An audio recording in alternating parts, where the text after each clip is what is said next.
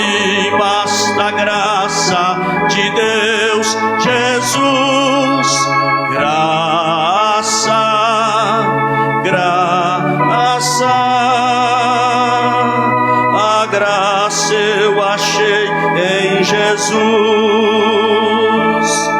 A graça de Deus é mais doce do que bens terrestres daqui. Em gozo meu choro tornou-se, correndo sua graça pra mim. Vamos cantar com alegria. Graça, a mim basta a graça de Deus Jesus. Graça, graça, a graça eu achei em Jesus. Mais alta que nuvens celestes,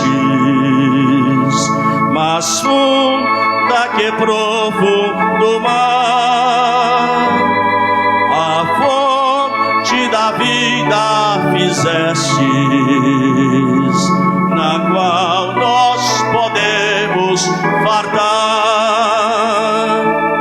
Graça, graça, a mim basta a graça de Deus Jesus. Graça, graça, a graça eu achei em Jesus.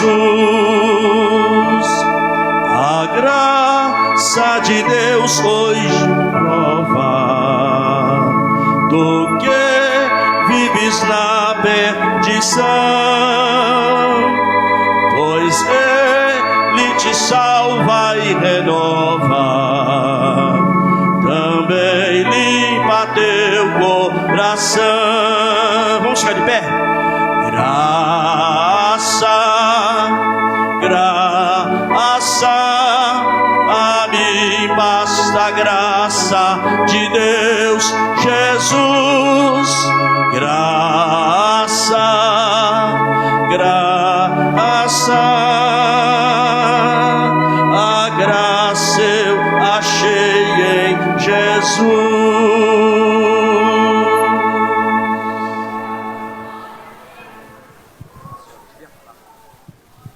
Aleluia. Sauda a todos com a paz do Senhor, amém?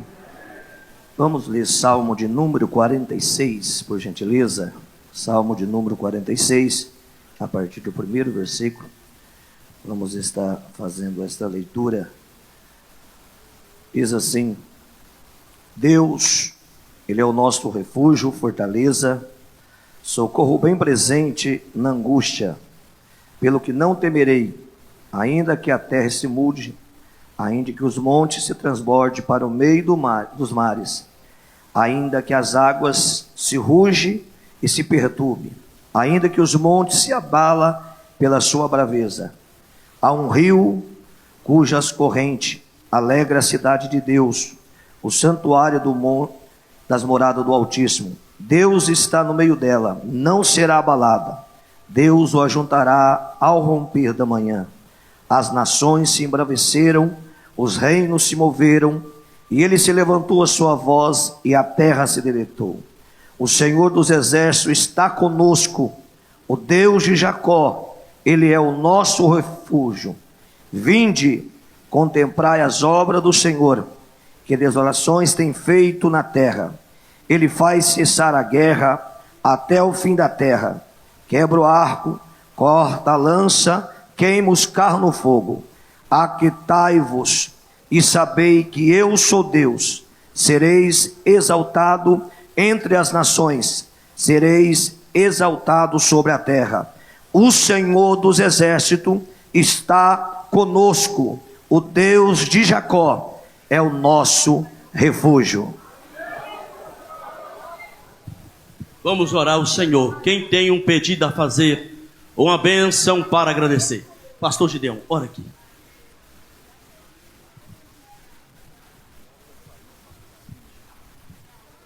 Meus irmãos, a paz do Senhor. Nós vamos estar orando. O pastor Ricardo pediu para que nós oremos também em favor da família do nosso querido, saudoso pastor Vicente. Amém?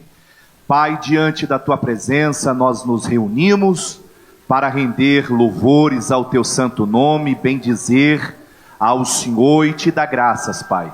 Graças pelos livramentos, pela tua bondade, pelo teu cuidado e por nos permitir estar na tua casa, meu Pai. Utilize da vida do teu servo que trará a mensagem desta noite. Toma, meu Pai, a direção deste culto.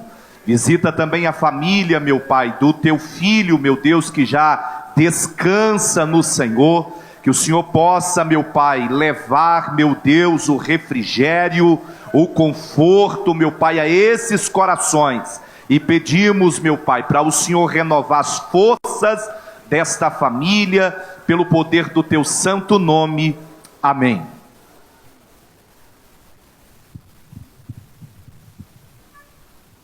Glória a Jesus. Vamos louvar o Senhor com mais um louvor.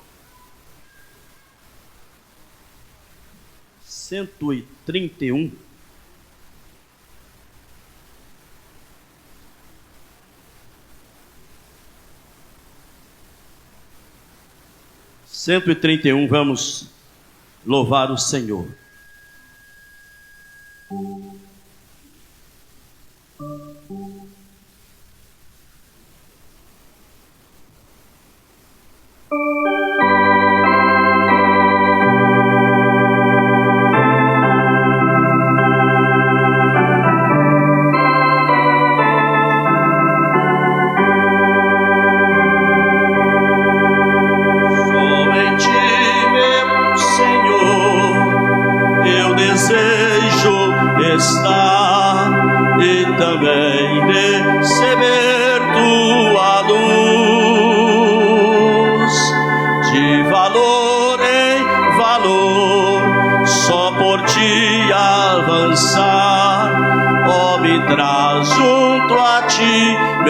Jesus, vamos cantar todos. Eu desejo, ó Deus, em Jesus habitar, pois minha alma suspira por ti.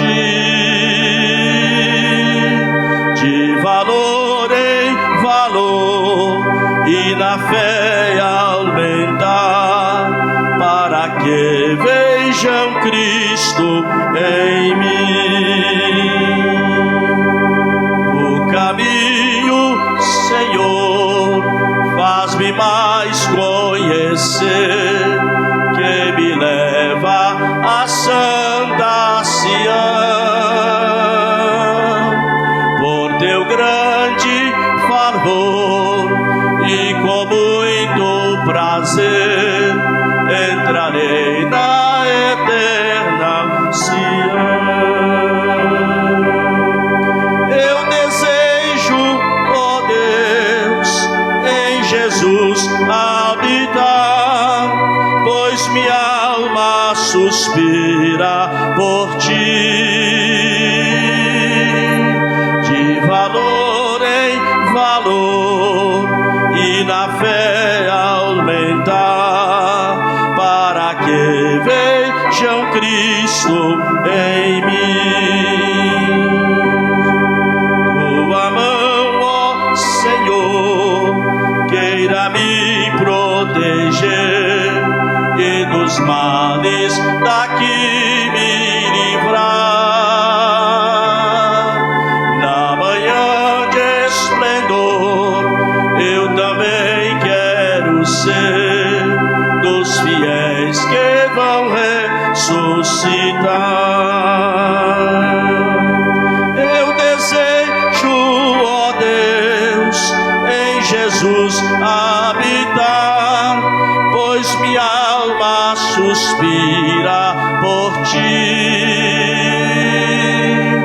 De valor em valor e na fé aumentar, para que vejam Cristo em mim.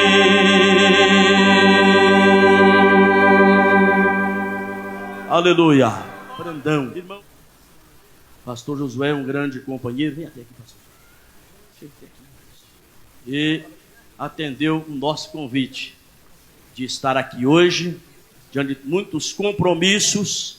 Ele nos atendeu. Já é um amigo de mais de 20 anos, que temos uma amizade, e sempre está conosco aqui, nos nossos eventos. E uma alegria hoje recebê-lo aqui no nosso culto de ensino da nossa igreja, para pregar a palavra do Senhor. Como que a igreja quer receber o pastor Josué Brandão aqui nesta noite? Vamos todos juntos dizer que ele é bem-vindo, em nome do Senhor. Diga, irmãos, seja bem-vindo. Amém. Com a palavra, meu pastor.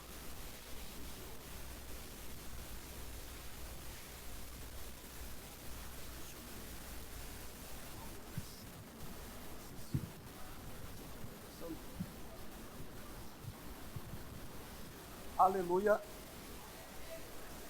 Meus irmãos, a graça e a paz do Senhor Jesus. Quem está feliz com Deus, diga graças a Deus. Dá uma olhadinha no seu vizinho e diz para ele: que bom que você veio. Irmãos, eu quero falar da minha alegria de estar com vocês esta noite, rever o pastor Neemias, um amigo querido.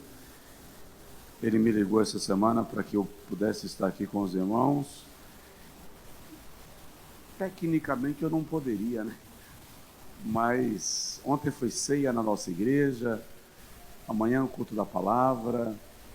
Eu viajei a semana passada quase todos os dias, então hoje era o dia de estar em casa quieto e calado.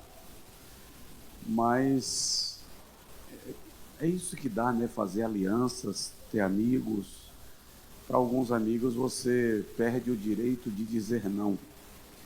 E não é que ele liga impondo, ele liga tão carinhosamente que quando o cara liga assim: preciso de você aqui, aí você, opa, não é assim que a banda toca.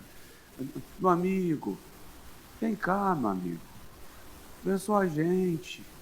Aí você fica, o não some, né? Mas graças a Deus, uma alegria, pastor, obrigado, viu? Lhe amo muito.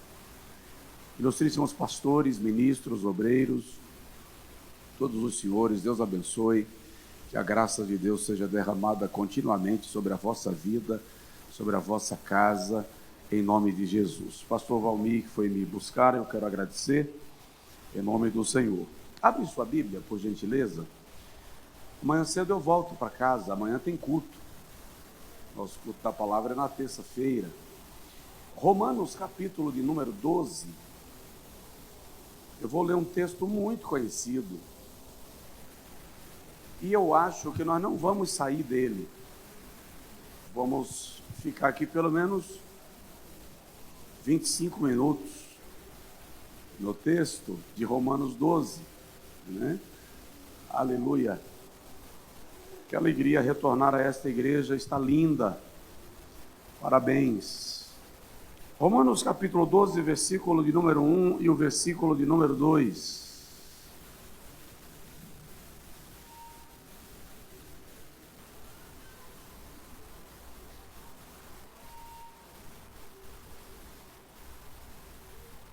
Rogo-vos, pois, irmãos,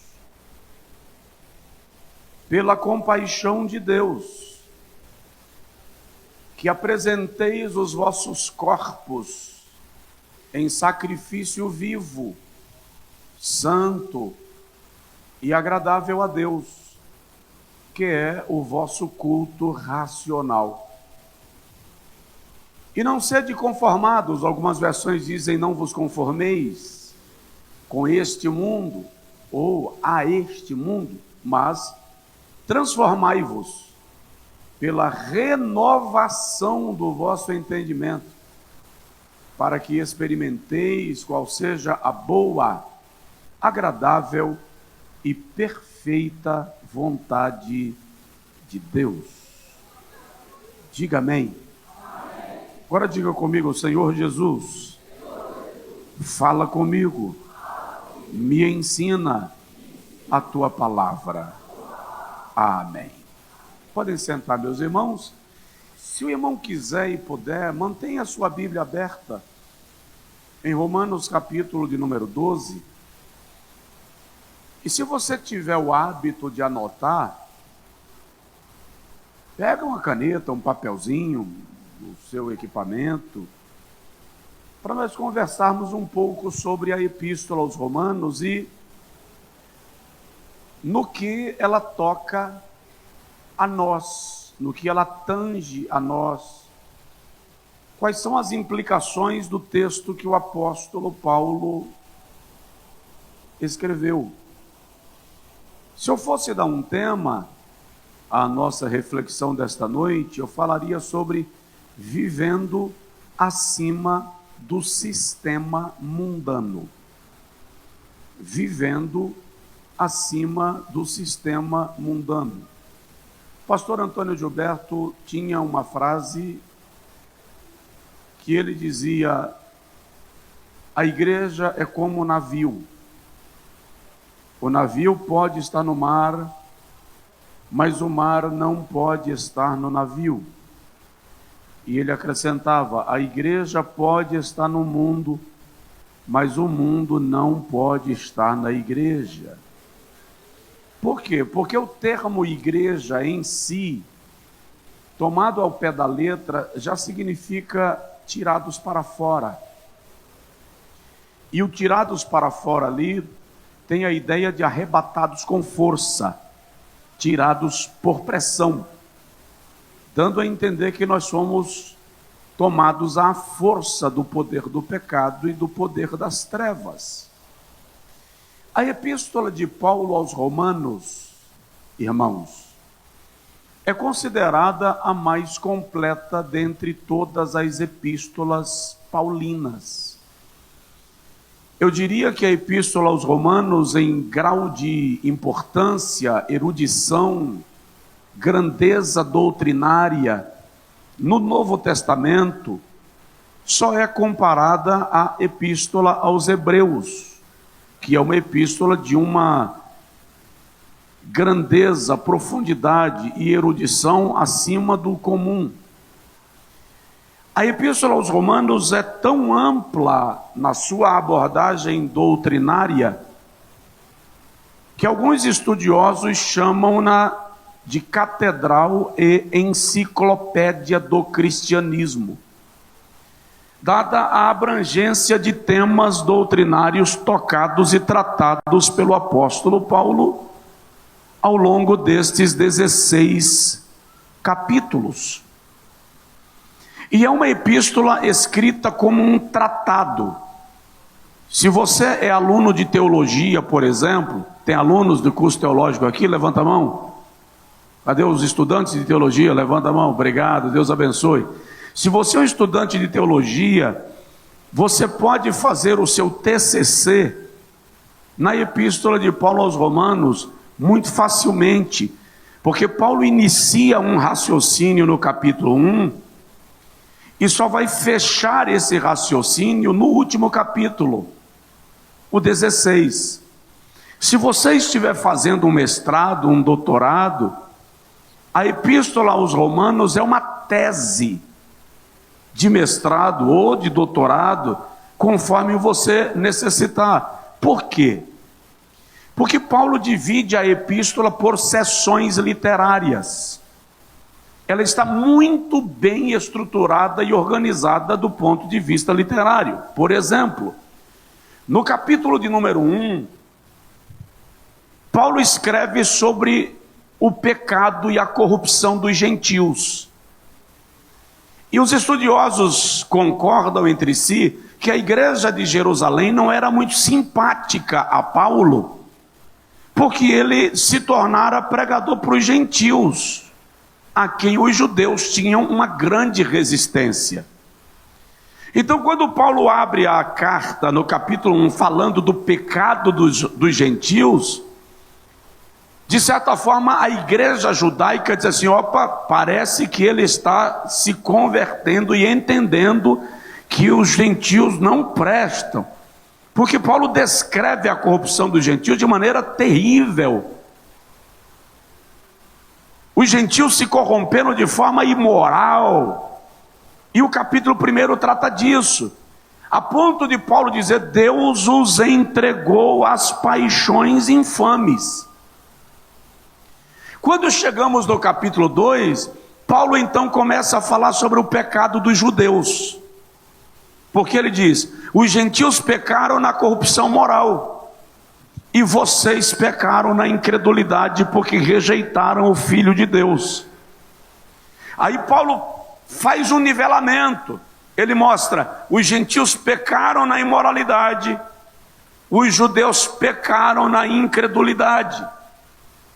E o apóstolo está dizendo mais ou menos o seguinte: o fato de o pecado dos gentios ser diferente do pecado dos judeus, não torna os judeus menos pecadores. Aí ele vem no capítulo 3 e diz assim: todos pecaram. Aliás, vem uma verdade muito importante aqui, porque nós temos a mania, de modo particular aqui no Brasil, nós selecionamos pecado. Então, quando nós selecionamos pecado, nós julgamos o outro que pecou só pelo fato de ele ter cometido um pecado diferente do nosso. Então presta atenção: o fato de o teu pecado ser diferente do meu não te torna menos pecador do que eu. É isso que Paulo está dizendo.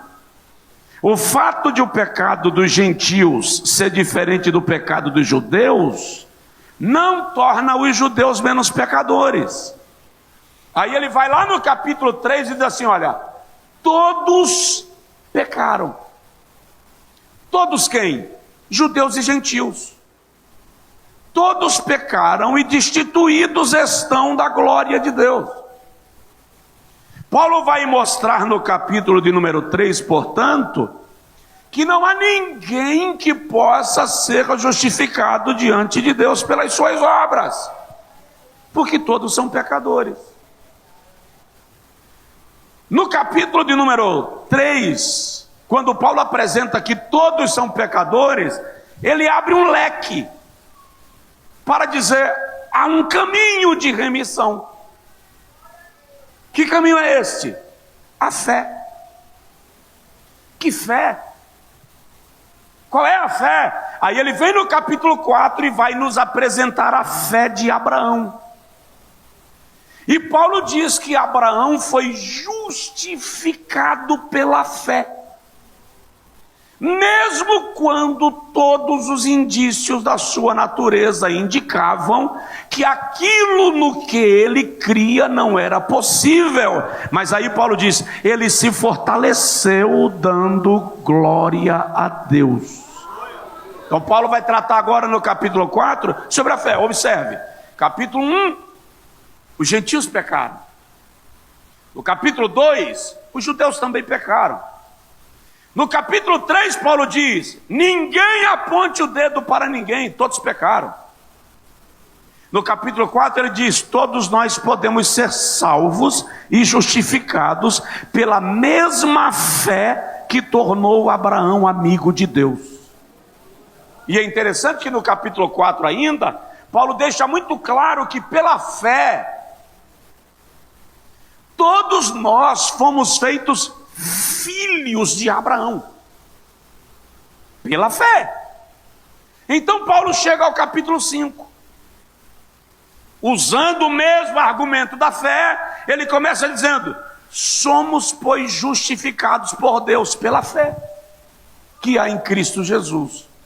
E aí convenhamos que o capítulo 5 de Romanos é um dos mais ricos da epístola, porque Paulo faz dois paralelos. Primeiro, Paulo faz um paralelo entre Cristo e Adão. Vocês estão aqui comigo? Aí Paulo mostra que onde Adão falhou, Cristo prevaleceu. É nesse capítulo que Paulo mostra que Cristo se humanizou para viver a mesma experiência na carne de Adão, sem pecar, para, por meio da sua santificação e morte, nos resgatar do poder do pecado. Depois Paulo faz um paralelo entre a lei e a graça, do versículo 12 a seguir. E Paulo mostra que nós não poderíamos ser salvos pela lei. Presta atenção. Capítulo 1, gentios pecaram. Capítulo 2, judeus pecaram. Capítulo 3, todos pecaram. Capítulo 4, todos podem ser justificados pela fé. Capítulo 5, Paulo vai mostrar que essa fé que nós herdamos em Abraão tem uma estrutura. E a estrutura da fé nos diz que ninguém aqui pode ser salvo pela observância da lei. Por quê? Porque a lei dependia da capacidade do homem em obedecê-la, enquanto a graça não depende da capacidade do homem, a graça só depende da capacidade de Deus de resgatar o homem. Por isso que Paulo diz no capítulo 5, onde abundou o pecado, superabundou a graça. Aí, isso é muito sério, porque quando Paulo faz o paralelo da graça com a lei, ele está deixando muito claro que nenhum de nós, por mais santos que sejamos, teríamos condição de cumprir a lei na sua totalidade. Eu tenho um amigo, ele é empresário e é adventista. E ele chegou para mim e disse assim: se você me provar que eu não preciso guardar o sábado, eu me torno assembleiano.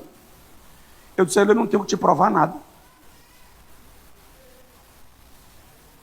Não existe na Bíblia a preocupação de provar nada para ninguém. Você lê, estuda, entende, aceita ou rejeita, sem provar. Aí eu disse para ele: mas eu vou te mostrar que tu não consegue obedecer a lei como tu queres. Como assim? Para começar, a lei mosaica não é composta de 10 mandamentos, como alguns acreditam. Aquele é o decálogo da lei moral, é um resumo da lei moral. A lei mosaica, irmãos, é composta de 613 mandamentos, subdivididos em lei moral, lei civil e lei cerimonial. A lei moral fala da minha relação com o meu próximo. A lei civil fala das minhas obrigações para com o Estado, a nação, o país. E a lei cerimonial fala dos meus deveres para com Deus, o templo, o culto e a adoração. Dos 613 mandamentos, 365 mandamentos eram chamados de mandamentos negativos, ou seja, aquilo que era terminantemente proibido fazer. 248 eram os mandamentos positivos, aquilo que era obrigatório fazer. E na lei, se o camarada obedecesse 99, Tiago faz uma paráfrase disso. Se o cara observasse 99 mandamentos e tropeçasse no 100º, perdeu os 99. Aí Paulo diz: ninguém pode ser salvo pela lei. Essa é a base de Romanos 5. Só pode ser salvo pela graça. Por isso que lá os Gálatas, ele dá um gancho e diz assim: Cristo nos resgatou da maldição da lei, fazendo-se maldição por nós. Esse é o capítulo de número 5. No capítulo de número 6, pastor, não estou entendendo, onde o senhor quer chegar? Eu quero chegar em Romanos 12. Eu quero lhe mostrar que o texto é literalmente, extremamente bem estruturado. Aí no capítulo 6, Paulo diz que essa fé que nos justifica e que revela que não podemos ser salvos pela lei, só pela graça. Paulo vai no capítulo 6 mostrar o propósito da lei. Por que a lei foi enviada? Já que ela não é capaz de salvar. Ela foi enviada para tornar notório o pecado. A lei foi enviada para te mostrar onde você está tropeçando. A lei foi enviada para te apresentar que existe um código de vida que Deus quer que nós cumpramos. E a lei foi apresentada para revelar o pecado. É isso que Paulo está dizendo. Aí no versículo 14 ele vai e diz: mas o pecado não terá mais domínio sobre vós, porquanto não estáis mais debaixo da lei, mas debaixo da graça. No versículo 18 ele diz: agora, libertos do pecado, fostes feitos servos da justiça. No versículo 22 ele diz: libertos do pecado, fostes feitos servos da justiça, e tendes o vosso fruto para a santificação. Ou seja, não é que você foi liberto para viver de qualquer jeito. Você foi liberto do pecado e tornado servo da justiça. Eu vou explicar para você entender. Você que é fazendeiro, passeou na sua fazenda a cavalo, aí quando você chega na sede da fazenda, você tira a sela, tira as rédeas e solta o cavalo. Ele está livre? Sim, pode ir. Mas ele está livre com limites, tem cerca. Você é livre, mas ser livre não significa que você faz o que quer. Você foi liberto do pecado e feito servo da justiça. O que mudou foi o seu senhor, não foi o seu status. O seu status continua sendo de servo. Só que antes você era escravo do pecado, agora você é servo da justiça de Deus em Cristo Jesus, nosso Senhor. Aí chegamos ao capítulo 7, e no capítulo 7 o apóstolo Paulo traz para nós um fato muitas vezes mal interpretado, que nós só poderíamos ser livres da lei, a graça só poderia ser impetrada com a morte da lei. Onde a lei morreu? Em Cristo. Jesus disse que ele não veio para abolir a lei, ele veio para cumpri-la. Ou seja, a graça não poderia ser posta em ação enquanto houvesse um hífen da lei sem ser cumprido. Uma pesquisa entre rabinos judeus mostrou que o mais nobre de todos os rabinos na história só conseguiu observar 208 dos 613 mandamentos. Jesus, lembra quando Nicodemos vai conversar com Jesus e diz assim: nós sabemos que tu és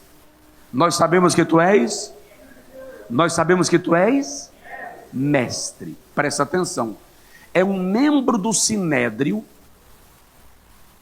olhando para um rabi que nunca frequentou a escola rabínica. Só poderia ser chamado de mestre quem frequentou a escola rabínica. Jesus não frequentou. Mas Nicodemos vem e ele não fala por ele só, ele diz: nós sabemos. Ele está falando pelo sinédrio, pelo colegiado. Até quem não vem aqui falar contigo reconhece que tu és rabi, vindo de Deus. Porque ninguém faz as obras que tu fazes se Deus não estiver nele. Então presta atenção. Jesus é o único que cumpriu a lei cabalmente. Vou lhe fazer entender agora um versículo que você já ouviu 1000 vezes. Está consumado. Diga comigo: está consumado. Repete: está consumado. Está consumado. Como ninguém conseguiu cumprir a lei completamente, a graça não pôde ser impetrada. Mas Jesus cumpriu a lei integralmente, não deixou nada para depois. Quando ele disse está consumado, ele está dizendo: Pai, a lei está cumprida, eu esgotei a lei, a conta está paga, não há mais nada que precise ser feito, a porta da graça já pode se abrir. É por isso que o véu do templo se rasga de alto a baixo. Foi Deus quem mandou colocar o véu. Só o sumo sacerdote entrava. Agora, quando Jesus diz, está consumado, em tuas mãos entrego o meu espírito, o véu rasgou. O que significa? O acesso está aberto. O homem já pode entrar novamente.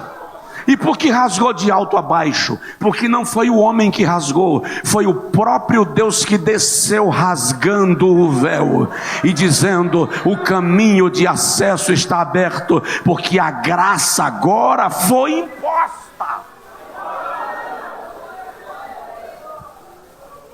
É nesse cenário da graça que Paulo diz, eu tenho uma guerra dentro de mim. Isso aqui é Romanos. É a tese. Se você tem uma apresentação na faculdade teológica, que dia é hoje? Hoje é segunda, né?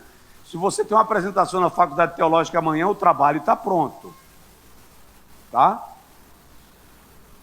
Paulo diz, na dispensação da graça que eu vivo, eu estou sob a lei do pecado.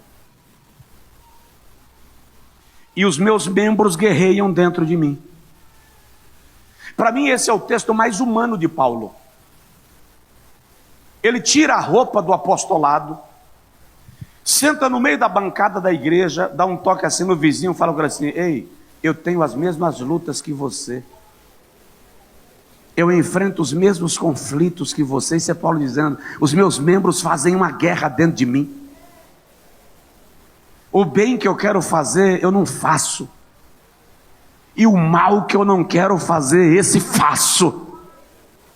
Aí Paulo diz, miserável homem que sou, quem me livrará do corpo dessa morte? E é interessante, o que é me livrará do corpo dessa morte? Eu já ouvi alguém dizendo por aí, eu vou chegar em Romanos 12, eu já ouvi alguém dizendo por aí que Paulo tinha medo de morrer. Negativo. Em nada tenho a minha vida por preciosa. Estou pronto não somente a ser preso, mas também a morrer pela causa do Evangelho de Jesus. Desde agora ninguém me inquiete, porque eu trago no meu corpo as marcas do Senhor Jesus.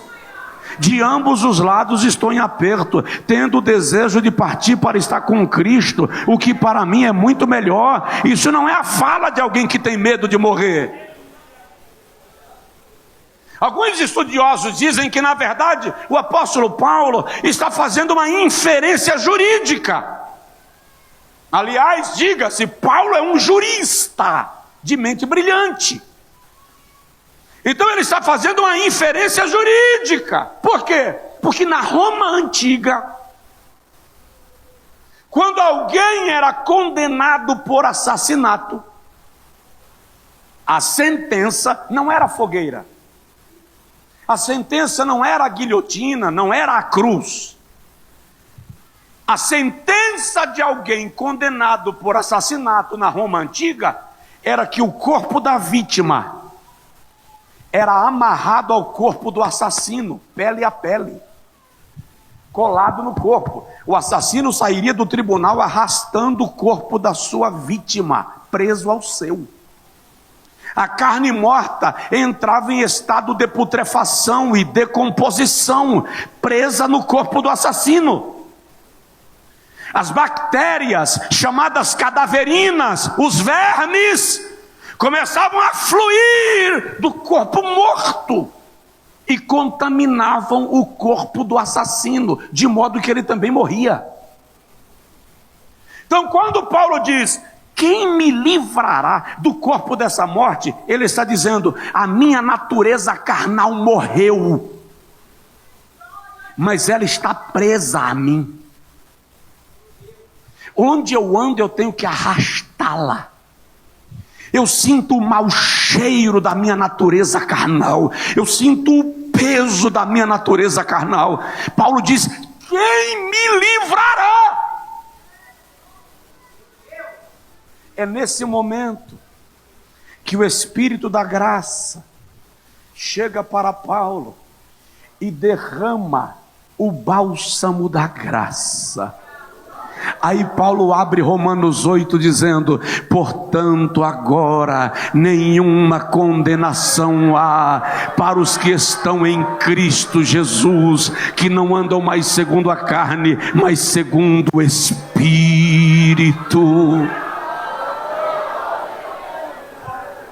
Aleluia! Diante disso, Paulo diz: que diremos, pois, a estas coisas? Se Deus é por nós, quem será contra nós? O que Paulo está dizendo é: o Deus que me resgatou da minha natureza carnal e pecaminosa, é o Deus que vai me dar vitória nos desafios e nas adversidades da vida. Aquele que nem a seu próprio filho negou, mas o entregou por nós, também nos livrará destas coisas. Quais coisas? As adversidades, vicissitudes e agruras da vida cristã. É aí onde Paulo diz: quem nos separará do amor de Cristo? Mais ou menos isso.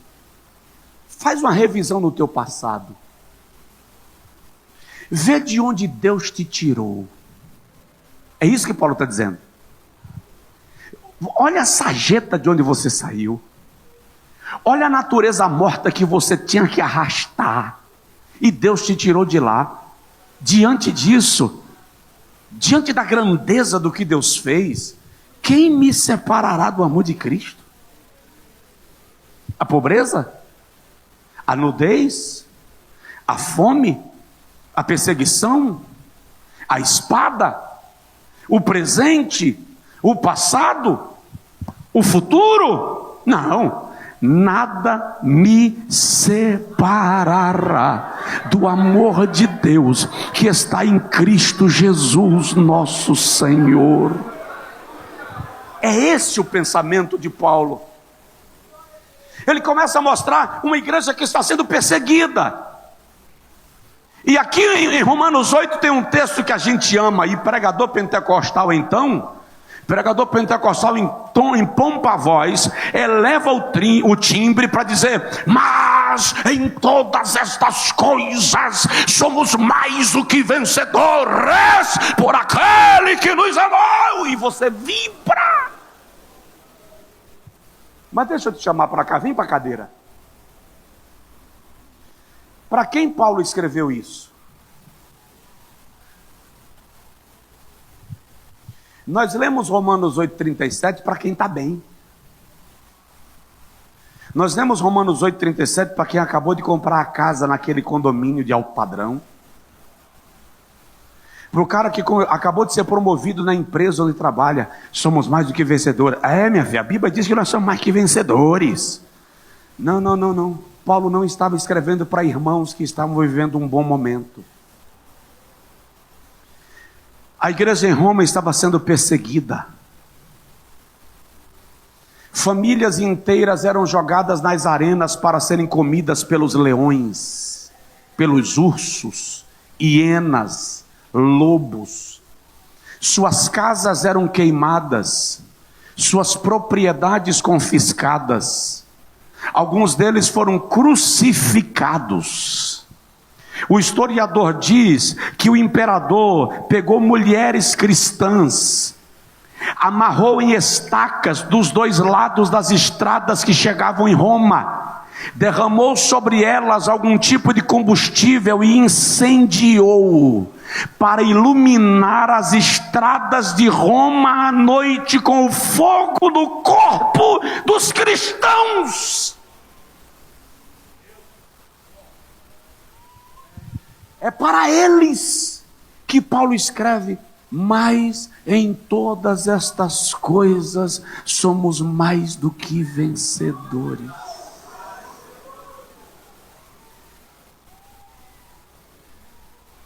Que tipo de vitória é que você está esperando em Cristo?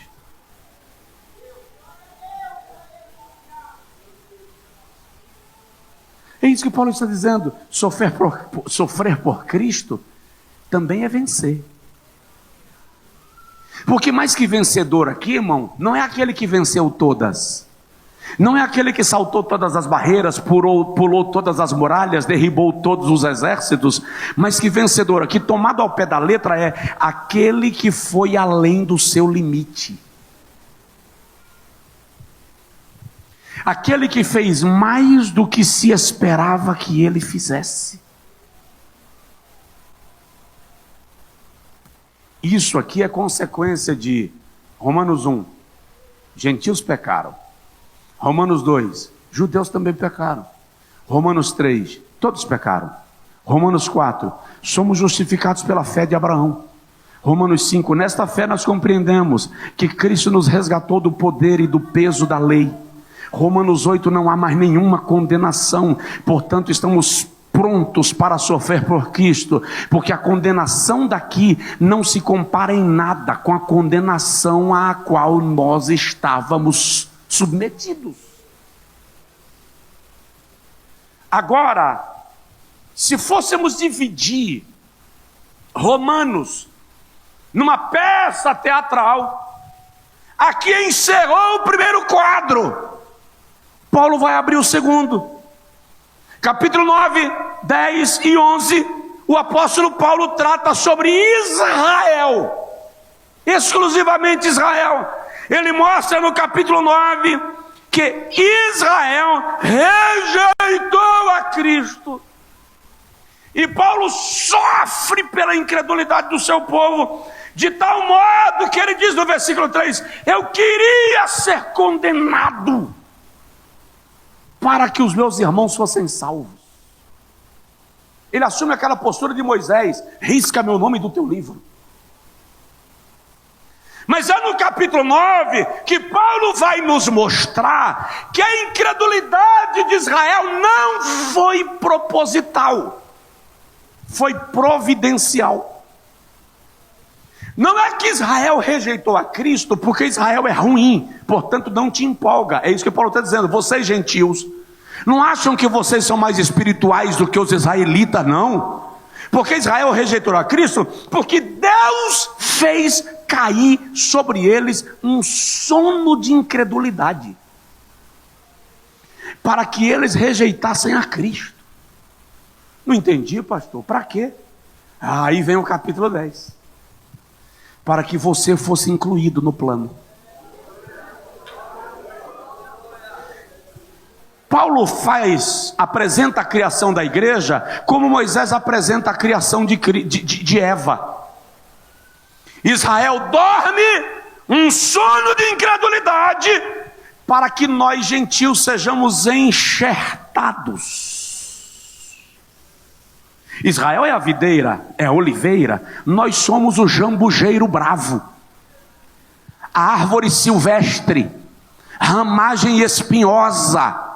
Mas aí Paulo diz: enquanto Israel dorme, Deus, como um agricultor, chegou lá no caule e começou a cavar e foi plantando os gentios no plano da salvação. Deus abriu uma brecha para nos incluir no seu projeto.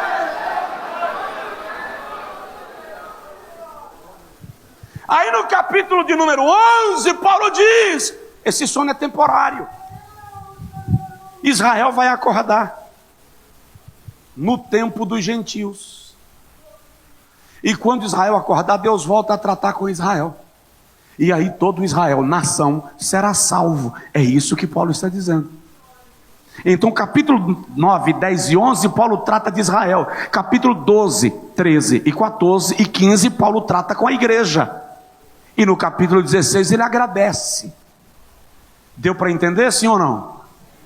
Já podemos parar? Não sei nem que hora é essa, o mundo é que tem relógio ali. Aí chegamos ao capítulo 12. Capítulo 12 é a última, ou a penúltima sessão do livro. Quando Paulo agora vai tratar sobre vida cristã, o que é ser igreja. Ele já tratou sobre Israel. Ele já mostrou que todo mundo pecou. Ele já mostrou que todos podem ser justificados pela fé. Já deixou muito claro que a lei precisou morrer para a graça ser estabelecida. Já mostrou que para quem estava condenado ao inferno, nenhum sofrimento aqui na terra é motivo de lamento. Dá um toque no seu vizinho, fala com ele assim: para de reclamar. Para quem estava condenado ao inferno, nenhum sofrimento aqui é motivo de murmuração. É isso que Paulo está dizendo. Se Deus é por nós, que será contra nós? Ele já mostrou, e esse é um texto bem complexo, mas muito interessante, por que Israel rejeitou a Cristo? Porque Deus quis nos incluir. O sono de Israel é temporário. Israel vai voltar a despertar e Deus vai voltar a tratar com Israel. Mas agora eu vou ensinar, o que ele está dizendo, agora eu vou ensinar para vocês o que significa ser crente, o que significa ser cristão. Então eu vou começar rogando a vocês. O que é rogar? Suplicar, implorar. Rogo-vos, pelo amor de Deus, ofereçam os vossos corpos como sacrifício. Irmãos, eles estavam acostumados a verem cristãos serem jogados na fogueira. Eles estavam acostumados a verem cristãos sendo devorados pelos leões. Então, para eles, isso aqui soa com uma força violenta. Ofereçam os vossos corpos como sacrifício vivo, santo e agradável a Deus. Como eu faço isso? Oferecendo a Deus um culto racional. O que Paulo está dizendo é: faça da sua mente um templo. Faça da sua mente lugar de adoração. Faça da sua mente lugar de louvor. É assim que você oferece a Deus o seu corpo, como sacrifício vivo, santo e agradável. Eu quero me ater ao versículo 2. Aí Paulo vai dizer assim: e não vos conformeis. Presta atenção. Ofereçam vossos corpos como sacrifício vivo, santo e agradável a Deus, que é o vosso culto racional, e tem um adendo: não vos conformeis. Vamos pensar nesse versículo agora, para nós colocarmos em prática. Vamos começar pensando em não vos conformeis. Se tem alguém perto aí, fala com ele assim: não se conforme. Por muitas vezes eu já ouvi alguém pregando e dizendo que não se conformar aqui é que você tem que condenar o pecado, você tem que contestar o pecado, você tem que apontar o pecado, você tem que pregar contra o pecado. Você tem que pregar contra o pecado, mas você, por causa disso, muita gente prega contra o pecado dos outros e ignora o seu. Porque a melhor maneira de eu esconder o meu pecado é apresentando o do meu vizinho. Então, quando Paulo diz não vos conformeis, a expressão aqui literal é não vos adequeis, não vos torneis conformes, não vos torneis aceitáveis. O que Paulo está dizendo para nós, irmãos, é que o mundo tem uma forma, um padrão. E o mundo quer nos levar ao seu padrão. O mundo quer forçar que nós vivamos no seu molde, no seu modelo. Mundo aqui é aion. Não fala de lugar de morada, não fala de habitat. Mundo aqui fala de sistema, modus vivendi, modus operandi, jeito de viver. E Paulo está dizendo: não vos torneis conformes, não entrem na forma, não deixem o mundo lhes formatar, não se tornem iguais. Esta é a colocação. Por quê? Baseado em quê? Romanos capítulo 15, João, capítulo 15, versículo 18 e 19, Jesus diz assim: se o mundo vos odeia, sabei que antes de vos odiar a vós, odiou-me a mim. Se vós fosseis do mundo, o mundo amaria o que é seu. Mas, como vós não sois do mundo, porque do mundo eu vos tirei, por isso o mundo vos odeia. Então Paulo está dizendo: a igreja não está no mundo para ser aplaudida. O maior erro da igreja é querer a aprovação do sistema mundano. Ela foi chamada para ser oposição ao sistema mundano. Por quê? Porque ele é diabólico. João diz assim, 1 João 5,19, primeira epístola de João: o mundo inteiro jaz. O mundo inteiro jaz no maligno. Presta atenção nisso aqui, ó. Jaz, no texto de João, é isso aqui, ó.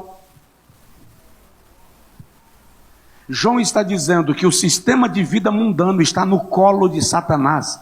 O diabo está minando o mundo para agradar o mundo com prazeres, entretendo o mundo com oportunidades, enquanto caminha para o inferno. Então João diz: o mundo inteiro jaz no maligno. E é o mesmo João que diz: não ameis o mundo, nem o que no mundo há. Se alguém ama o mundo, o amor do Pai não está nele. Porque tudo o que há no mundo, a cobiça dos olhos, a concupiscência da carne e a soberba da vida, não vem do Pai, e sim do mundo. Aí João diz: ora, o mundo passa e a sua concupiscência, mas aquele que faz a vontade de Deus permanece para sempre. Então, é por essa razão que Paulo diz: não vos conformeis, não vos adequeis, não se tornem aceitáveis. É como se Paulo dissesse: a igreja não precisa de aprovação do mundo, de aplauso do mundo. Por quê? Porque ela é igreja. A igreja vive sob a aprovação de Deus. Ela só precisa da aprovação de Deus.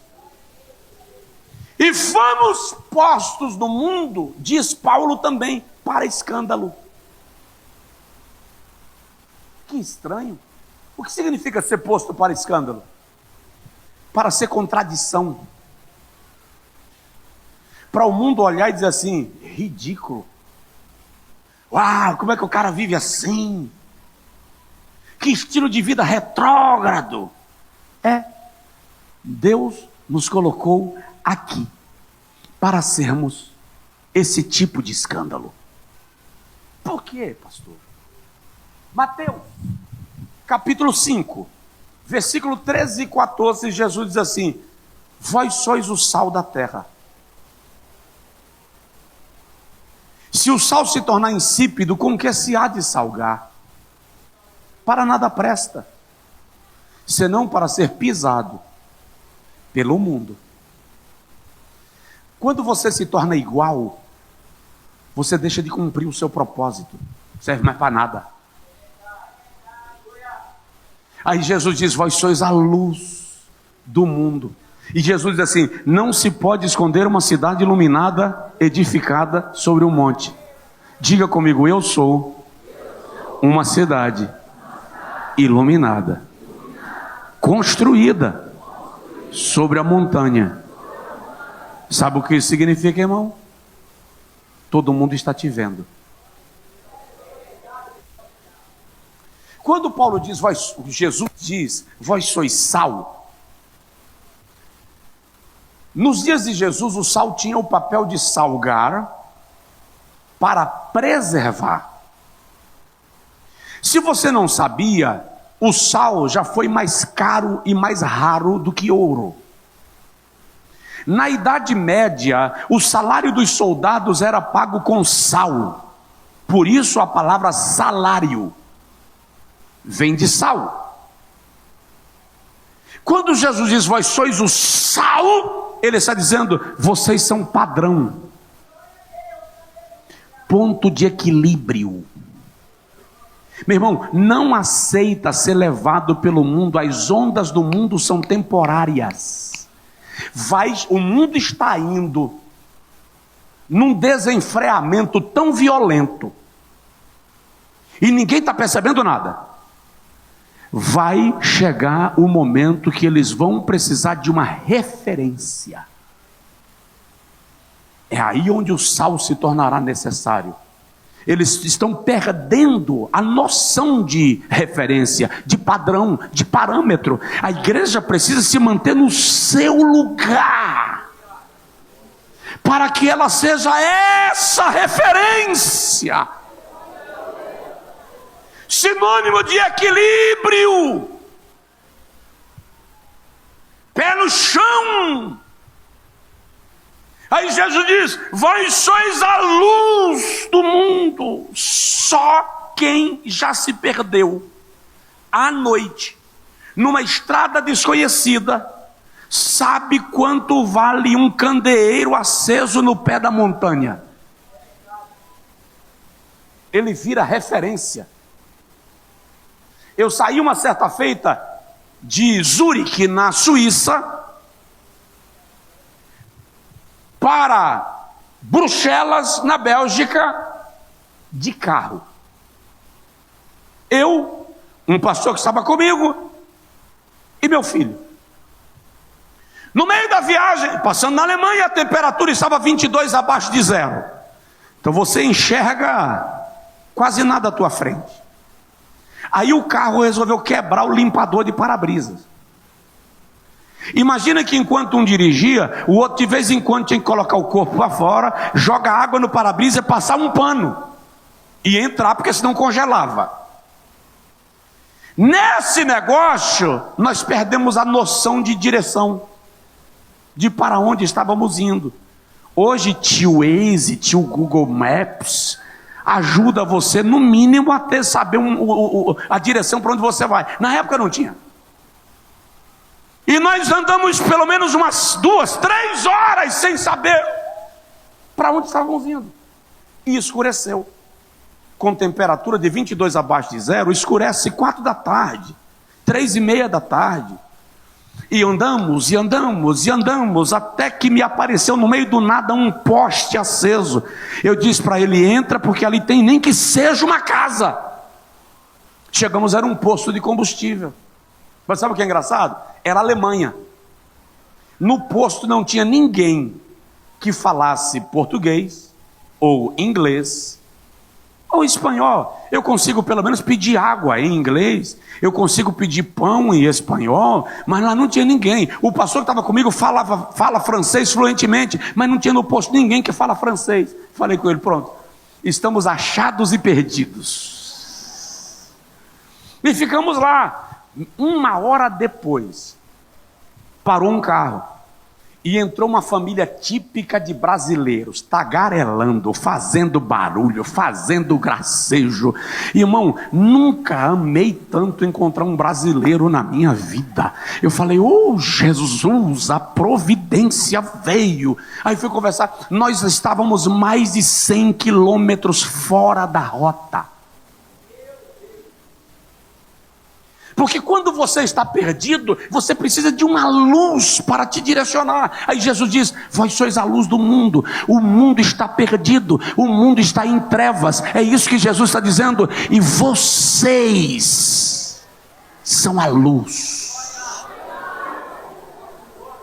Paulo diz aos Filipenses, no capítulo 2, versículo 13, que nós devemos ser irrepreensíveis e sinceros no meio de uma geração corrupta. Paulo diz: entre a qual resplandeceis como luzeiros. Provoca seu vizinho e diz para ele: você é luz. Agora aumenta o peso e diz para ele: então não se torne igual. Quando você se torna igual, você deixa de brilhar. Diga comigo: e não vos conformeis a este mundo. Olha o segundo conselho de Paulo. Mas, isso aqui é um grau de diferenciação. Em vez de ir por aqui, vá por aqui. Mas, transformai-vos Deixa eu falar duas coisas do transformai-vos aqui. A primeira é que Paulo não diz seja transformado, ele diz transformai-vos. Ou seja, você é o agente da transformação que vai acontecer em você. Ah não, eu sou assim, mas eu estou esperando Deus me transformar. Amadureça e provoque a sua transformação. Não, eu nasci assim, assim eu vou morrer. Se Deus quiser, Ele me transforme. Paulo está dizendo, transformai-vos.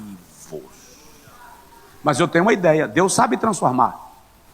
Como é que Deus transforma? Lê Jeremias 18.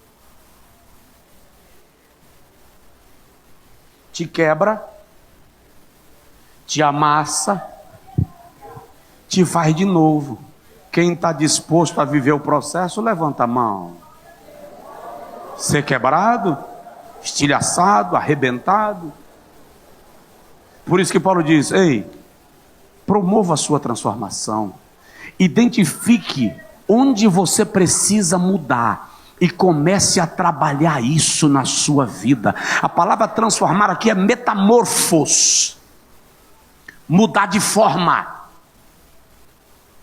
Mudar de forma. Segundo aos Coríntios capítulo 3, versículo 18, Paulo diz, mas todos nós, com o rosto descoberto, refletimos como espelho a glória do Senhor e somos transformados, metamorfos, de glória em glória. É processual. Na mesma imagem, semelhantes a Ele, como pelo Espírito do Senhor. Então observe, a transformação é processual. Eu digo sempre que ninguém anoitece cão e amanhece anjo. Você não vai deitar hoje com essa natureza e amanhecer amanhã parecendo um anjo flutuante. Provérbios 4,18 diz que a luz, a vereda do justo, é como a luz do amanhecer, que vai brilhando mais e mais, até ser dia perfeito. Ei, transformação é um processo. Tudo que aconteceu hoje contigo foram oportunidades de transformação. Eu vou dar um exemplo. Eu preguei uma certa feita na nossa igreja, ainda lembro que eu li 2 aos Coríntios capítulo 7, versículo 1. Quando Paulo diz assim, aperfeiçoando a vossa santificação no temor de Deus, tanto no vosso corpo quanto no vosso espírito. E eu preguei sobre aperfeiçoando a santidade. E na pregação, meu filho tinha aí uns 8 anos de idade. Na pregação eu disse que todas as vezes que acontece algo que testa a tua natureza, testa a tua paciência, sabe aqueles, eu não suporto isso, se fizer comigo, é Deus te dando a oportunidade de aperfeiçoar a santidade. Preguei sobre isso. 1 semana, 2 semanas depois, eu estou voltando da igreja. Aí quando eu estava pegando uma avenida, um camarada numa caminhonete saltou uma lombada e caiu em cima do meu carro. Irmão, meu filho estava no banco de trás, eu chamei a primeira vez, ele não respondeu, chamei a segunda vez, ele não respondeu, na terceira vez eu gritei. Eu não sei como ele apareceu no banco da frente. Não vi a hora que ele passou, só sei que ele estava no banco da frente. Aí eu desci do carro. Quando eu desci do carro, o cara da caminhonete desceu assim, ó. Aí ele segurou no meu carro e fez assim, e eu não pago nada. Irmão, aquele velho Josué, que estava morto e sepultado, abriu a cova e saiu. Mas saiu possesso. Eu fui na direção do bêbado. Quando eu fui chegando perto do bêbado, meu filho saiu na porta do carro e fez assim, papai, aperfeiçoa a santidade.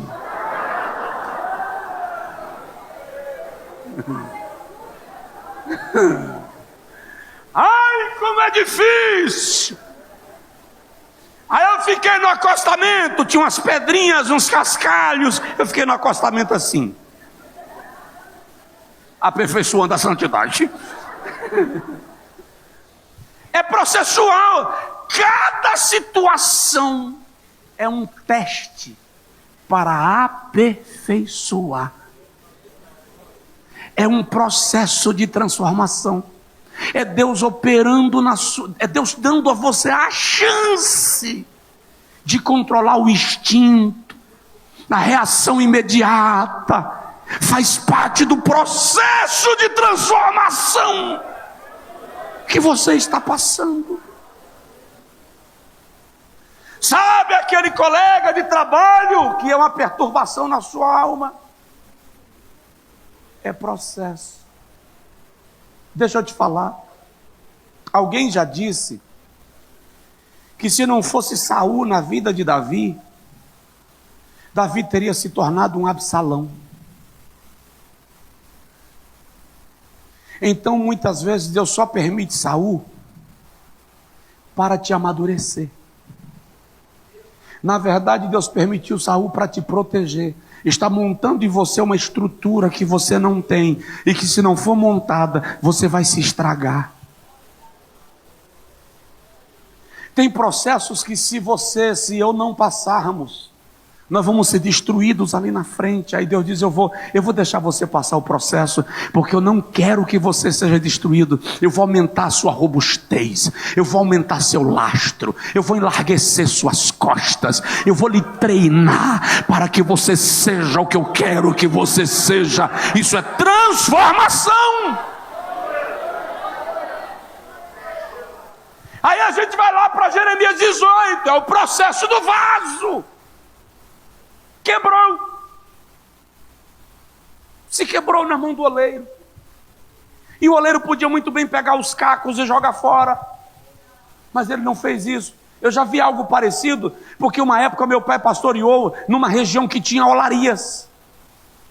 E quando o vaso está sendo feito, ele desmancha, o oleiro pega a massa ali, o que tem de caco, e joga de volta na água para ficar de molho. Vai ter que molhar para conseguir amassar de novo. Pergunta para o irmão do seu lado aí, você já ficou de molho? Irmão, sabe quando Deus te coloca de molho? Vou dar um exemplo bem simples. Pastor Neemias disse para você, olha, você vai pregar segunda-feira no culto de ensino. Aí você passa a semana se preparando. Estuda, ora, jejua. É o principal culto da igreja. O privilégio que meu pastor me deu. Aí quando chega na segunda-feira, na hora do culto, o pastor diz assim, você não vai pregar hoje não? Porque eu estou sentindo vontade de ouvir o irmão fulano. Aí você faz assim, mas eu estudei a semana toda, eu jejuei a semana toda, que sensação de tempo perdido, que frustração. Você só está de molho, irmão.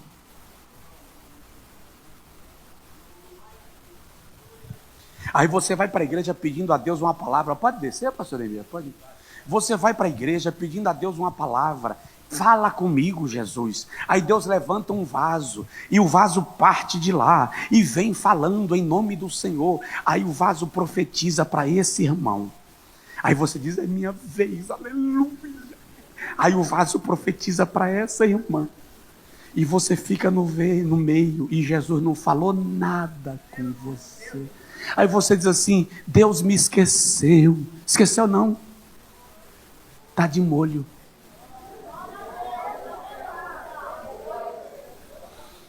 E o molho faz parte do processo da transformação. E o detalhe, você não pode queimar etapa. Quem já foi na faculdade sabe que você pode chegar lá e dizer para o centro de atendimento do estudante, alguma coisa assim, não quero fazer essa disciplina esse semestre. Por quê? Não gostei do professor. Estou sem tempo. Não gosto da disciplina, vou deixar para depois. E aí você pode não fazer aquela disciplina, e você faz o segundo semestre e diz, não vou fazer nesse semestre também, e faz o terceiro, o quarto, o quinto, o sexto, o 10º semestre, e você não fez aquela disciplina, você até esqueceu daquela coisa. Terminou o curso, colação de grau. Aí você passa lá na secretaria de coordenação do curso para pegar informações sobre a conclusão e alguém vai dizer: você não pode colar grau esse ano. Por quê? Porque você deve uma disciplina. Seus alunos, seus colegas todos vão se formar, você não. Então presta atenção. Se faz parte do processo, não adianta queimar etapa.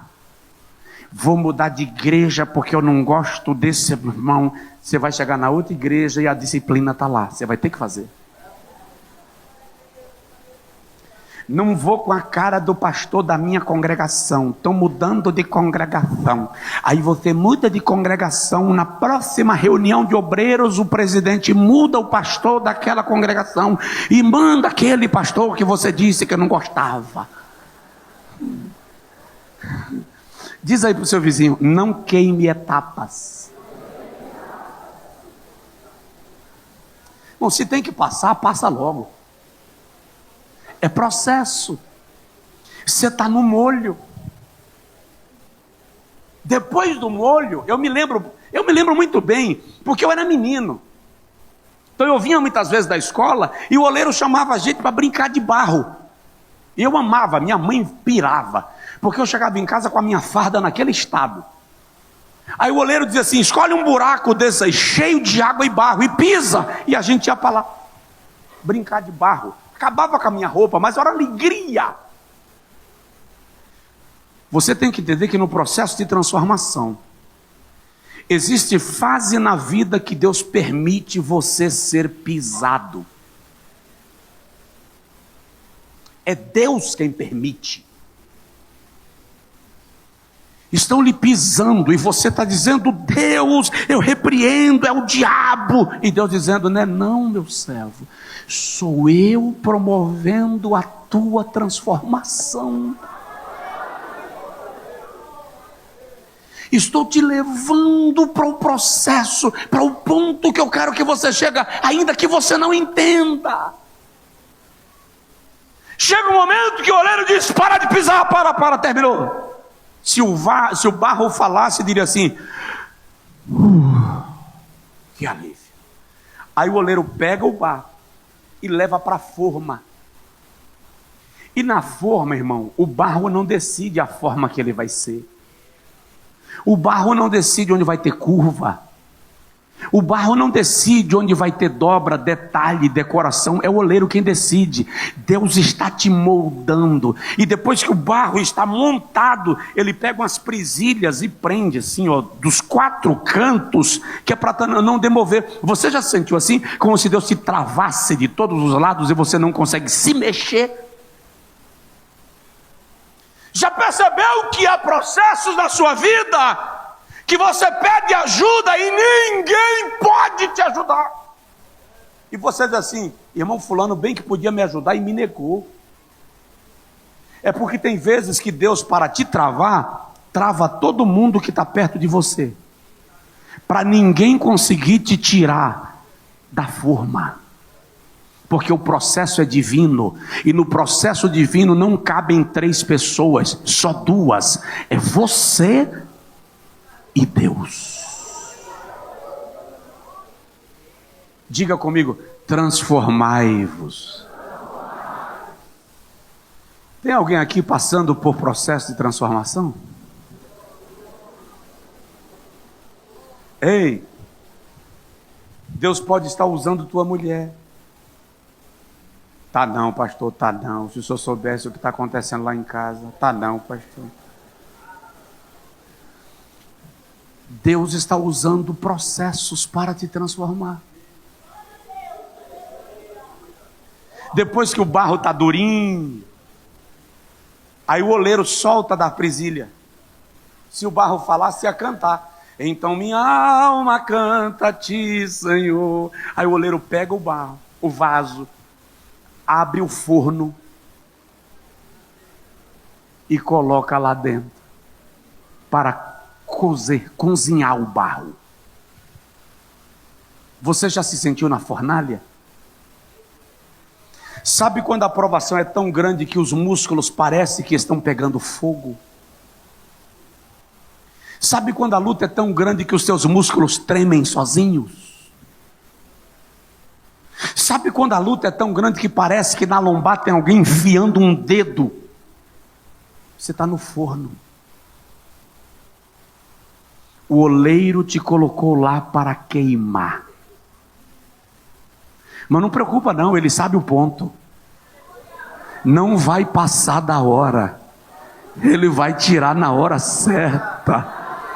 Chega um momento que ele levanta a tampa do forno e puxa você para fora. O vento, a brisa vem e você diz: aleluia, saí da fornalha. Aí o oleiro pega a lixa, pastor. E ele vai passar a lixa. E a lixa dói. Porque ela te aparelha. Mas presta atenção, não reclama. Faz parte do processo, faz parte do plano. Depois que ele lixa todo, ele coloca na água. E o oleiro dá uma olhadinha assim para ver se ficou bom. Vai lá e repara uma aresta. Só tem um detalhe. Depois que o vaso ficou pronto, e o oleiro colocou na mesa, ninguém toque mais. Quando alguém vai mexer, o oleiro diz: não, não mexe, não mexe. Porque se alguém tocar, vai responder ao oleiro. Há cerca de 10 anos atrás eu voltei para pregar nessa cidade. Eu morei nela quando eu era menino. E quando eu cheguei lá, eu perguntei para um irmão se aquele oleiro ainda era vivo. Ele disse: não trabalha mais, mas é vivo. Eu disse: quero ir lá. E eu fui lá na casa do oleiro, bem velhinho. E eu falei com ele: eu tenho uma curiosidade. Me apresentei, relembrei a ele quem eu era. Ele fingiu que lembrou, afinal de contas fazia tanto tempo, né?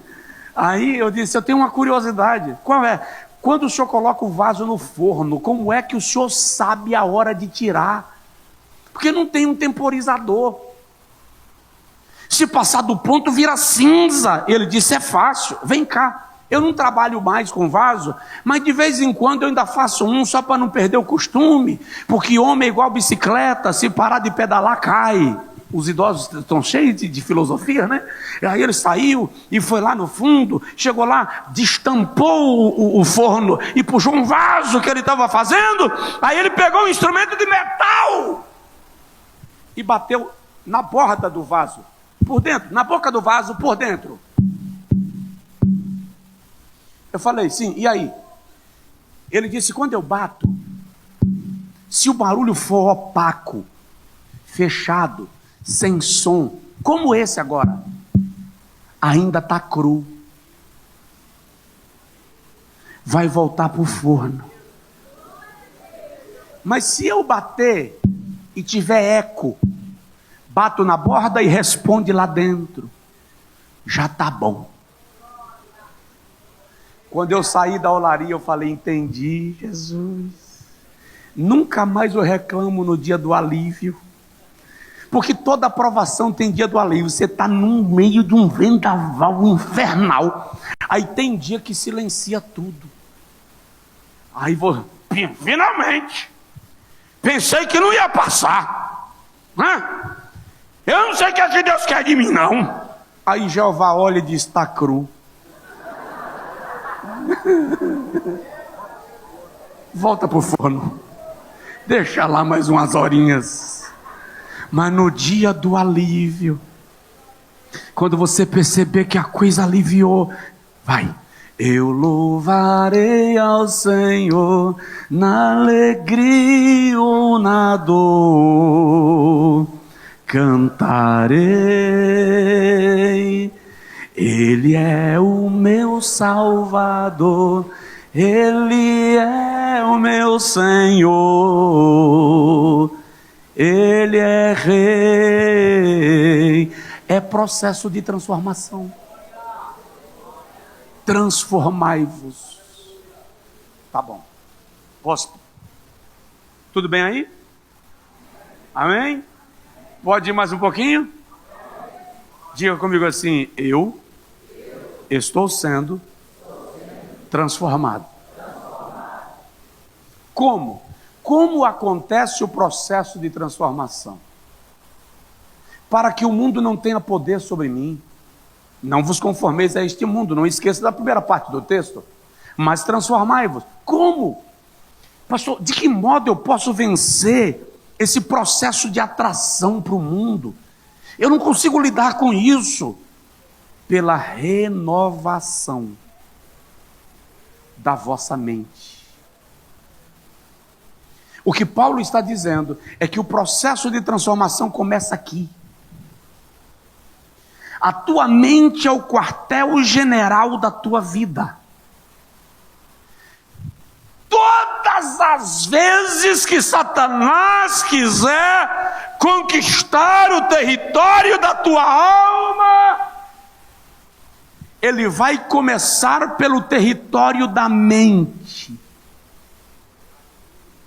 Por isso Paulo fala do capacete da salvação. Segundo aos Coríntios capítulo 10, versículo 4 e 5, Paulo diz assim: porque as armas da nossa milícia não são carnais, mas poderosas em Deus, para derribar todo baluarte e sofisma que se levanta contra Deus. O que é baluarte? Torre forte. Aquelas torres de vigia que havia nas muralhas dos castelos, é o que Paulo chama de baluarte. E o que é sofisma? Verdades, mentiras maquiadas de verdades.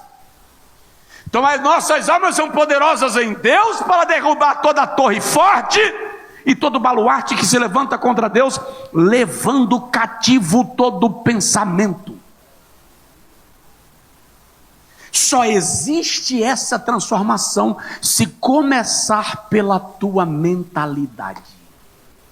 Tem gente que aceitou a Jesus, mudou a roupa que vestia, mudou o corte do cabelo, mudou o jeito de falar, mas não mudou a mentalidade.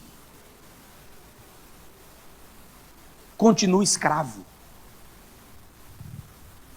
Conta-se de um pai executivo de uma grande companhia, e ele tinha um filho pequenininho, e todas as vezes que ele chegava em casa, o menino queria brincar com ele, mas ele estava sobrecarregado, e ele dizia: eu não tenho como brincar com você agora, depois o pai brinca. Um dia, ele saindo do escritório teve uma ideia, passou numa banca de revistas, e quando chegou lá, encontrou o quebra-cabeça do Mapa Mundi. Ele disse: hoje eu me resolvo, vou dar o quebra-cabeça do Mapa Mundi para ele brincar. E aí depois eu digo a ele que quando ele terminar eu brinco com ele. O cara montar o quebra-cabeça do Mapa Mundi. Quando ele chegou em casa, ele falou com o filho: olha, papai trouxe um presente para você. Está aqui, olha, um quebra-cabeça do Mapa Mundi para você montar. Quando você terminar, o papai brinca com você. O menino pegou o quebra-cabeça, jogou na sala, e o pai foi trabalhar. 20 minutos o menino chegou: papai, já montei, você já pode brincar comigo. O pai disse: não montou não. Não tem condição de você ter montado um quebra-cabeça do Mapa Mundi em 20 minutos. Laos, Zimbábue. Como é que esse menino sabe? Quando ele chegou no centro da sala, o quebra-cabeça estava montado. Ele olhou para o filho e perguntou: como é que você conseguiu? O menino disse: eu descobri que do outro lado era o quebra-cabeça do corpo humano. Eu posso até não saber onde está Zimbábue, mas eu sei onde está a mão. Eu posso até não saber onde fica a Coreia do Norte no mapa, mas eu sei onde fica o pé. Moral da história: se você quiser transformar o mundo, comece transformando o homem. É preciso mudar a mentalidade. Paulo diz aos Coríntios na primeira carta, capítulo 2, versículo 16, que nós temos a mente de Cristo. Isaías 26:3 diz: tu conservas em paz aquele cuja mente confia em ti. Colossenses 3:2 diz: pensai nas coisas que são de cima. Filipenses 4:8, tudo que é bom, tudo que é verdadeiro, tudo que é honesto, se é de boa fama, se há algum louvor e se há alguma virtude, nisto pensai. Como está a sua mente? O povo de Israel saiu do Egito, mas estava no deserto com a mentalidade de escravo. Se você ler Números 13 detalhadamente, eles viram a terra, confirmaram tudo que Deus disse, deram até nome para um vale, chamaram de Vale de Escol, trouxeram um cacho de uvas que precisava ser transportado por 2 homens. Mas quando eles estão saindo da terra, lá na montanha de Hebron, aparecem 3 homens, os filhos de Anak, os Anaquins. O cara apareceu lá, interessante que a palavra Anaquim significa pescoço longo, pescoço comprido. Mas eles viram e disseram: os habitantes da terra são gigantes. Eles viram 3. Os outros eram todos normais. Mas 3 que eles viram que tinham um pescoço longo, eles disseram: são gigantes. E nós somos, aos nossos olhos, como gafanhotos. Interessante que 40 anos depois, Caleb sozinho foi lá e derrubou todos os gigantes da montanha de Hebron e conquistou. Mas aqueles homens de 40 anos atrás, os espias, por causa da mentalidade de escravos, se viram como gafanhotos. Aí vai uma pergunta básica: como você se vê? A sua mentalidade pode estar determinando a sua postura, e isso pode estar comprometendo os seus resultados, comprometendo o seu futuro e prejudicando aquilo que Deus tem planejado para a sua vida. Então, transformai-vos pela renovação da vossa mente. Eu tenho uma mensagem, está gravada, está no nosso canal no YouTube, depois vai lá e olha. O tema é: liberte-se da vítima que há em você. Muita gente, por causa da mentalidade, está estragando o plano de Deus na sua vida. O cara está agindo com violência em casa, porque ele viu o pai dele agir com violência em casa.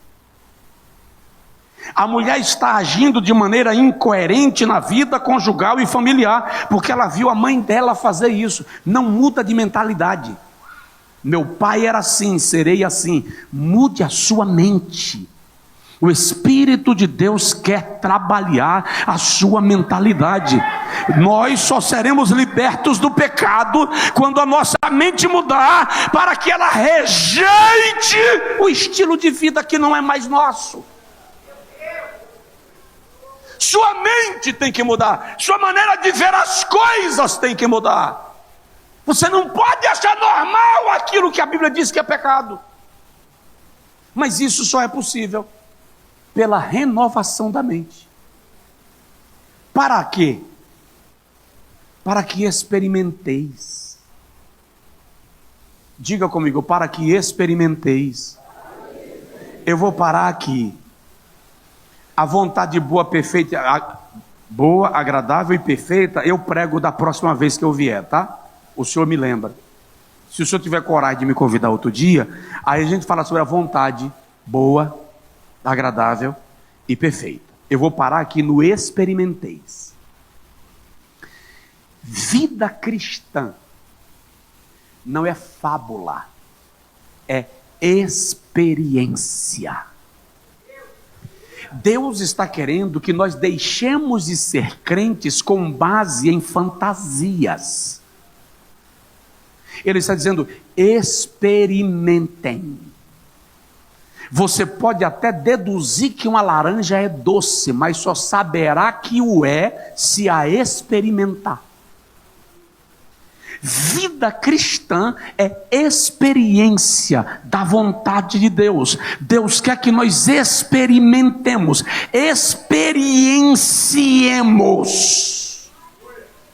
Quanta gente na igreja vivendo com base em sombras.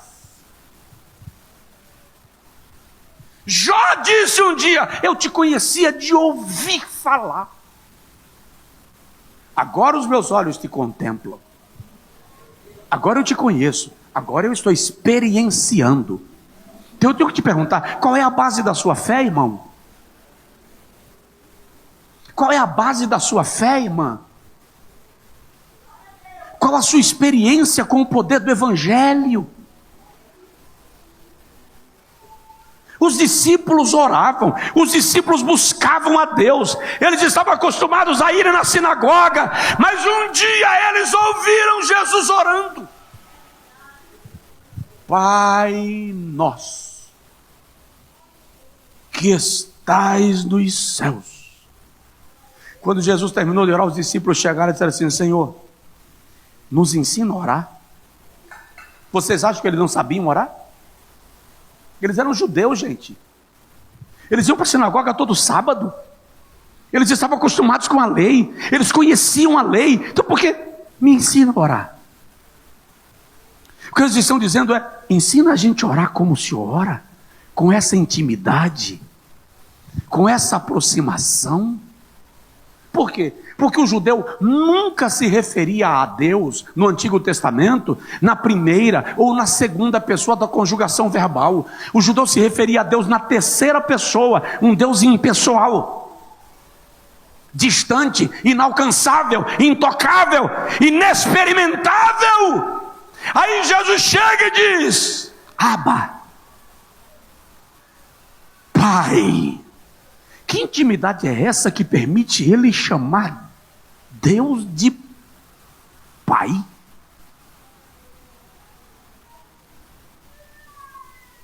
Pergunta para o irmão do seu lado: Deus é teu Pai?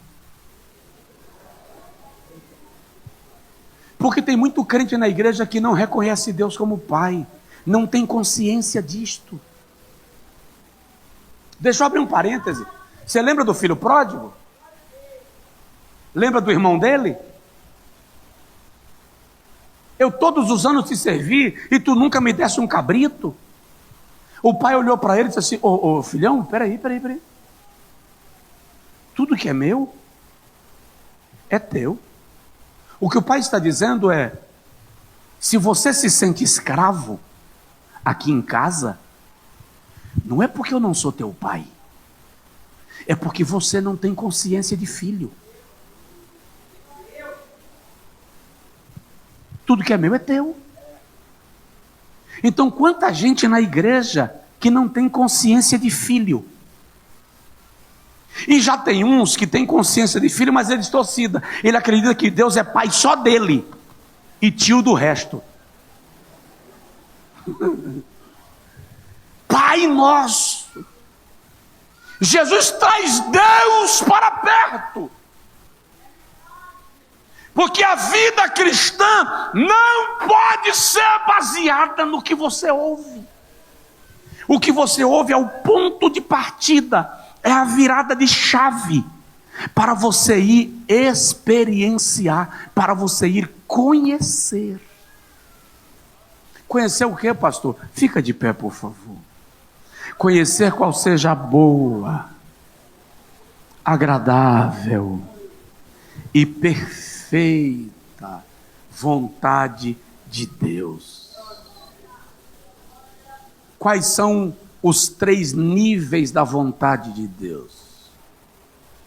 As 3 dimensões da vontade de Deus. E aí, pastor, vai deixar a gente sem ouvir? Vai. Para você voltar para casa cedo. Mas você vai com uma missão. Vai estudar sobre isso. Diga para Deus: eu quero experimentar a tua vontade. Eu quero sentir o que significa estar no centro da tua vontade. Eu quero a graça e a glória de viver na tua vontade. Eu quero a dádiva e a felicidade de andar na tua vontade. Porque quem é de Deus não tem vontade própria. Quem se submeteu ao senhorio de Deus não vai para onde quer. Quem tem coragem de orar e dizer assim: Senhor, faça-se a tua vontade e não a minha. Isso aqui não é fantasia. Eu vim para um culto de ensino. Estou lhe ensinando vida cristã.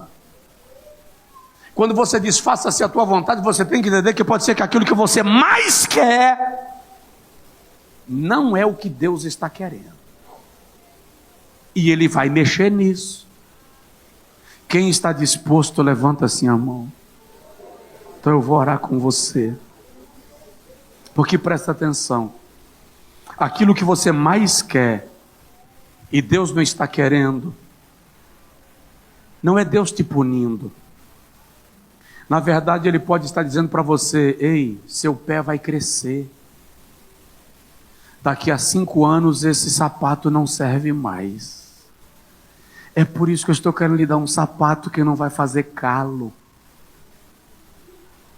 Você vai crescer, daqui a 10 anos esse paletó, esse vestido não serve mais. Eu estou querendo te dar algo que não vai te fustigar. Então tem coisas que você está pedindo para Deus, que você vê que é bom para você hoje, mas Deus está olhando lá na frente e dizendo: não vai ser bom amanhã. É por isso que eu não quero te dar hoje. Ei, marabadagarabá, suriei, mandurabadagas. Ore com as suas palavras e diga para Deus: eu quero a tua vontade na minha vida. Eu quero a tua vontade na minha vida. Cumpre em mim o teu querer, Senhor. Cumpre o teu propósito na minha história.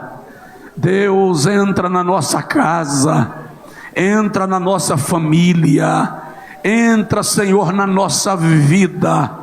Coloca em nós, faz colocar em andamento na nossa vida a tua vontade, Senhor.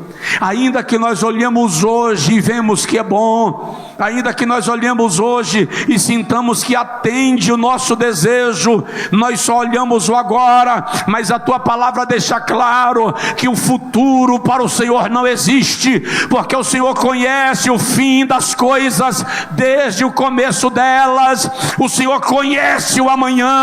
Então faz cumprir a tua vontade na nossa vida. Tira de nós todo resquício de mundanismo, tira de nós todo resquício de vida velha.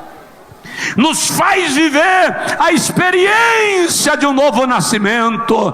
Os teus filhos que estão nas galerias da igreja, Senhor, os teus filhos que estão na nave do templo, aqueles que estão porventura acompanhando em casa através da transmissão, aqueles que estão aqui no teu altar, que nós experimentemos a tua vontade. Senhor, nos faz entender que o deserto contigo é melhor do que o oásis sem a tua presença. É melhor seguir o deserto cobertos pelo Senhor do que ir para Sodoma e perder a tua presença. Ó Deus, abençoa a vida do teu povo, abençoa a vida da tua igreja, abençoa o pastor e o ministério desta igreja. Que a tua vontade prevaleça na nossa vida, que a tua glória prevaleça na nossa vida, em nome de Jesus, em nome de Jesus, em nome de Jesus. Estende sua mão em direção ao irmão que está do seu lado, ora rapidinho por ele, pede a Deus que blinde esse irmão, Peça ao Senhor que blinde essa irmã, que o Senhor lhe proteja, lhe cubra com sangue, que os laços que estão postos diante dele sejam quebrados, Senhor, que as oportunidades ardilosas, as armadilhas sejam desmontadas. Guarda teu servo, guarda a tua serva, guarda este homem, guarda este casamento, guarda esta família, no nome de Jesus. Só quem pode, ore, glorifique, enalteça o nome de Jesus.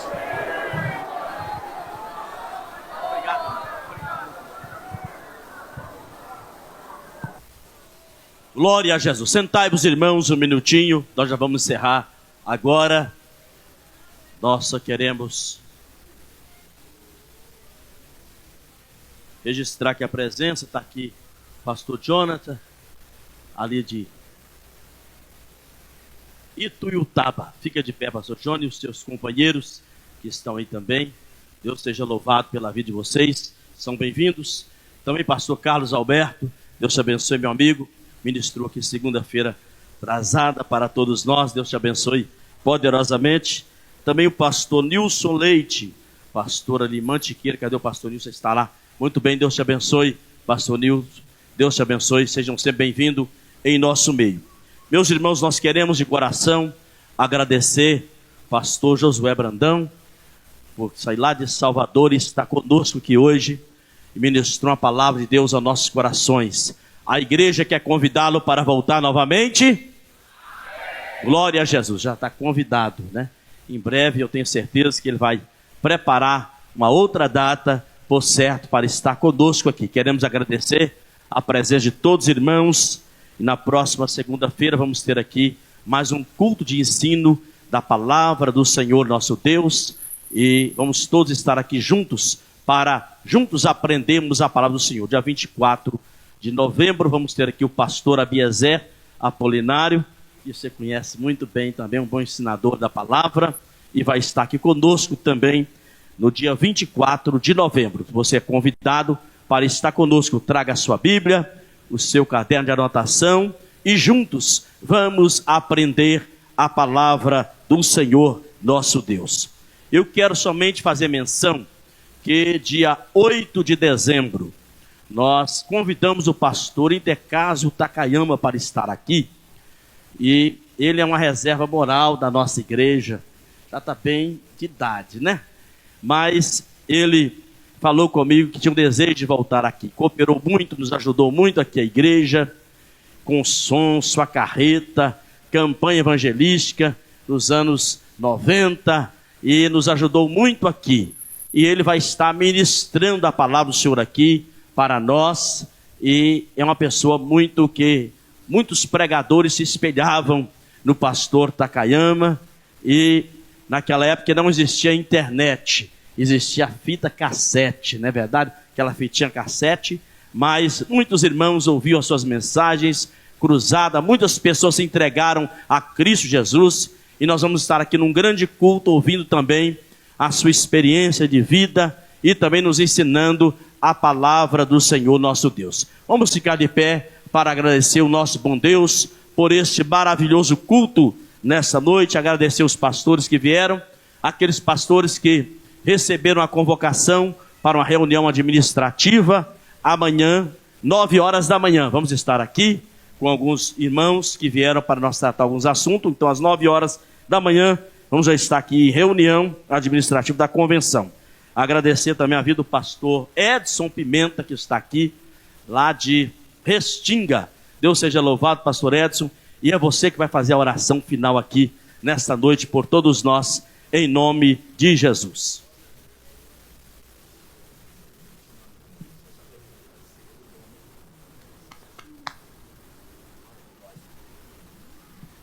Meus irmãos, a paz do Senhor Jesus. Vamos falar com Deus e agradecer a Deus por tudo que Deus nos deu aqui nessa noite. Pai querido e eterno, tributamos a Ti, Senhor, o nosso louvor e a nossa gratidão. Como é bom Te servir, como é bom ser servido pelo Senhor no Teu altar. Eu quero te agradecer, ó Deus, por cada palavra que recebemos do Senhor aqui nessa noite. Eu te louvo, ó Deus, por cada vida que aqui está, que desprendeu do seu tempo, dispôs do seu tempo para estar aos seus pés e receber do Senhor uma orientação nessa noite. Te louvo, Senhor, pela vida do pastor Josué, a quem o Senhor usou de forma especial, nos servindo aqui nesta noite. Peço a tua bênção sempre sobre a vida do teu filho. Guarda-nos, ó Deus, no nosso retorno até o nosso lar. Livra-nos, Senhor, de todo o mal. Que a proteção do Senhor esteja sobre a nossa vida. E que esta semana seja uma semana de vitória sobre a vida de cada um de nós que aqui estamos. Te louvamos, ó Deus, em o nome de Jesus. Quem concorda diz amém. Também o pastor Everton também está aí. Está ali muito bem. Cadê os... Vem mais alguém? Tem mais um irmão com ele ali, o pastor. E o pastor e a esposa também está lá. Muito bem. Deus abençoe vocês também nesta noite. Que a graça de nosso Senhor Jesus Cristo, o grande amor de Deus e as doces consolações do Espírito Santo seja com a igreja do Senhor, agora e sempre. Todos digam amém, meus irmãos. Vão na paz do Senhor Jesus e uma boa semana para todos.